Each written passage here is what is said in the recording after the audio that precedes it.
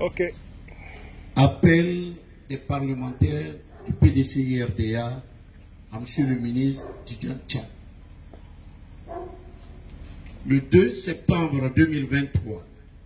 se sont tenues sur toute l'étendue du territoire national des consultations qui ont permis de renouveler les conseils municipaux et régionaux.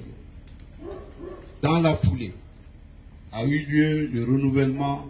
de la Chambre haute du Parlement avec l'élection et la nomination des sénateurs. La majorité des formations politiques a fait de ces élections locales un galop d'essai, leur permettant de se projeter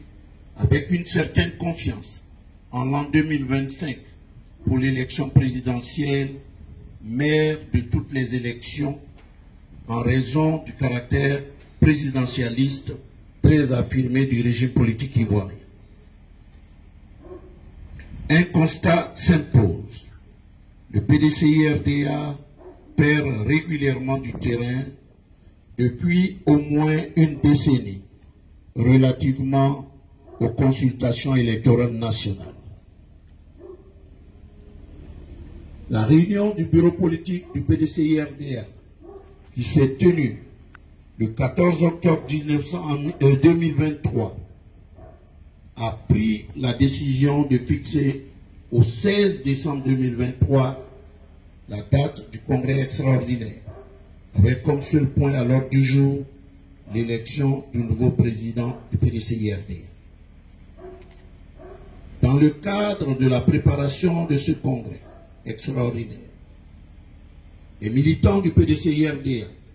à quelque niveau qu'ils se situent, sont en droit de procéder individuellement ou collectivement à une analyse approfondie de la situation politique du parti, tant au plan international que national, afin de se donner les ressources et la capacité de remettre en ordre de bataille le parti. Ainsi donc, considérant qu'après avoir survécu au funeste coup d'État militaro-civil de décembre 1999, le PDCI-RDA a élaboré et mis en œuvre diverses stratégies qui lui ont permis malheureusement, qui ne lui ont pas malheureusement permis de reprendre le pouvoir d'État à ce jour. Considérant que la conviction la plus répandue est que le PDCI-RDA se trouve aujourd'hui à la croisée des chemins et que son pronostic vital pourrait être engagé en fonction des résultats de la prochaine élection présidentielle pour plusieurs raisons dont les plus importantes sont: premièrement, la disparition soudaine de son Excellence le président Henri Konan Bédié, président du PDCI-RDA, et de plusieurs autres dignitaires du parti qui privent notre formation politique d'arbitres charismatiques et crédibles. Deuxièmement, les résultats mitigés enregistrés lors des dernières élections locales couplées, au lieu d'inciter à la prudence, à une profonde introspection et questionnement, ont paradoxalement débridé les ambitions de plusieurs responsables du parti. Concernant cette situation, est susceptible de provoquer un désenchantement durable chez les militants de base et relativement à la démobilisation des électeurs,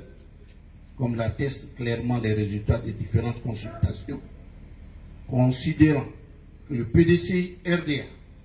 a l'impérieuse obligation de regrouper et de mobiliser autour d'un champion incontesté les immenses ressources humaines dont regorge encore le parti, considérant que depuis le père fondateur Félix Houphouët-Boigny jusqu'au président Henri Konan Bédié, le président du parti a toujours été son candidat naturel pour l'élection présidentielle. Cette disposition non écrite tire sa légitimité de nombreuses expériences en Côte d'Ivoire et en Afrique, et même de par le monde, et elle démontre à souhait qu'il n'est pas politiquement sain de séparer la fonction de candidat à l'élection présidentielle de celle du président du parti, dans la mesure où celle-ci débouche immanquablement à une hiérarchie au sein du parti. Considérant que gouverner, c'est prévoir, et qu'en raison de ce qui précède, il y a lieu de confier dès maintenant à notre candidat à l'élection présidentielle la direction effective du parti, qui est le meilleur instrument de la conquête et de l'exercice du pouvoir d'État, considérant que le ministre Yadja a toujours porté et défendu les mêmes valeurs d'équité,